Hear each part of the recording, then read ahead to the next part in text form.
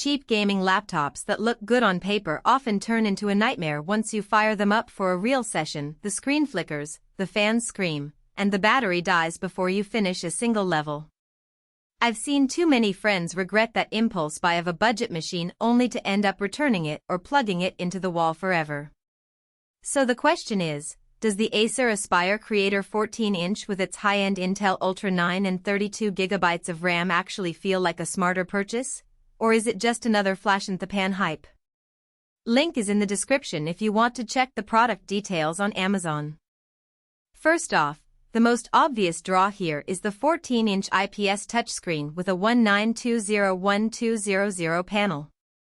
For a gaming laptop, that resolution is a step up from the typical 1080p found on many sub-$1,500 models, and the 60Hz refresh rate is decent enough for most modern titles if you're not chasing ultra-high frame rates. In practice, I tried a mix of fast-paced shooters and sprawling open-world games. The extra vertical pixels gave a little more breathing room in RPG menus, and the touch capability actually came in handy for quick inventory swaps in titles that support it, like Control. It's not a 144Hz display, so you'll notice a bit of blur on the most frantic action, but the color accuracy is solid enough for creative work if you also plan to use this as a creator-oriented machine, as the name suggests. Heat and fan noise are the two things that separate a decent portable gaming rig from an unbearable one. The Ultra 9288V is an 8-core, 12MB cache processor that can boost up to 5.1 GHz, which means it's hungry for power. In sustained gaming sessions, I ran Shadow of the Tomb Raider for about an hour straight. The laptop's internal cooling kept the CPU temps hovering in the high 70s Celsius while the GPU, an Intel Arc 140V, stayed in the low 80s. The fans kicked in noticeably at around the 70°C mark, producing a whir that you can hear if you're using a headset, but they never crossed the threshold of drone. It's a far cry from the aggressive whine you get on cheap chassis that rely on a single fan. If you're okay with a modest hum and you plan to keep the laptop plugged in during long sessions, the heat management feels adequate.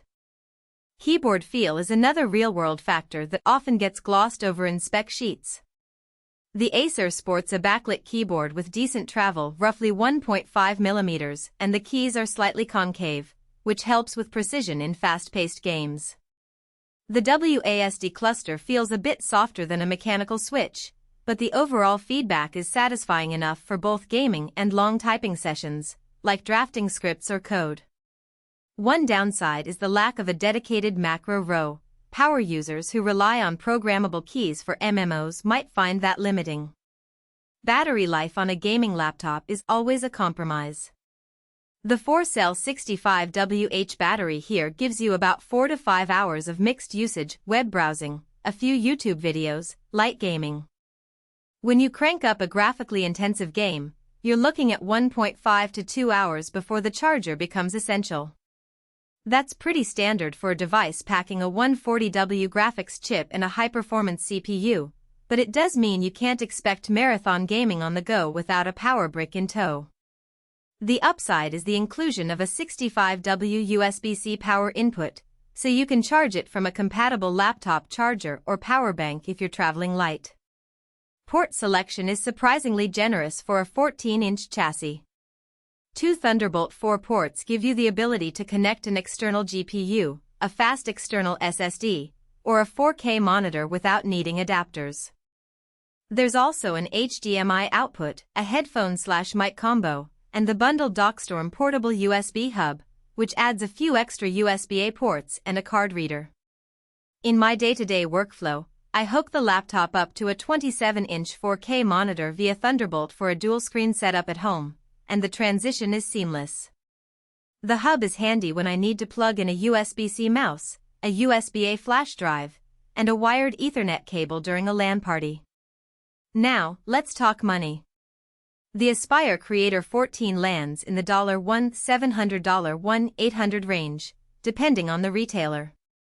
Compared to a desktop with a comparable Intel Core Ultra 9, a mid-range RTX 3060, 32GB of RAM, and a 1TB SSD, you're paying a premium for portability and the sleek design.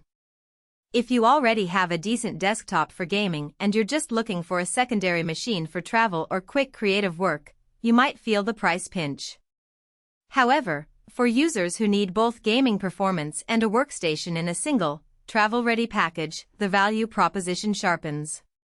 The integrated Intel Arc GPU isn't as powerful as a dedicated NVIDIA RTX card, but it holds its own in esports titles and can handle many AAA games at medium settings at 1080p.